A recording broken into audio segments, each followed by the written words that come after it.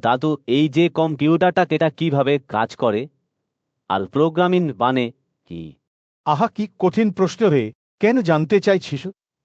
টিভিতে দেখলাম, সবাই বলছে প্রোগ্রামিং, কিন্তু বুঝতে পারছি না কি জিনিস এটা। আচ্ছা শোনো, তাহলে একটা গল্প বলি তোকে। ধর তোর একটা রোবট বন্ধুর আছে, তুই চাস সে তোর জন্য একটা কাপ চা বানাক। রোবট তো আর এমনই এমনই কিছু বুঝে না। তাকে বলতে হবে, প্রথমে রান্নাঘরে যাও, তারপর কেটলিতে জল নাও। প্রত্যেকটা ধাপ পরিষ্কার করে বলতে হবে। ঠিক যেমন তোর মা যখন কেক বানায়, রেসিপি দেখে ধাপে ধাপে সব করে। একটা ধাপ বাদ দিলে কেক ঠিকঠাক হবে না। কিংবা তুই যখন তোর বন্ধুকে বাড়ির রাস্তা বলিস, সোজা যাও, তারপর বাঘ নাও, সেটাও তো ধাপে ধাপে নির্দেশ দেয়া। ওহো, বুঝেছি।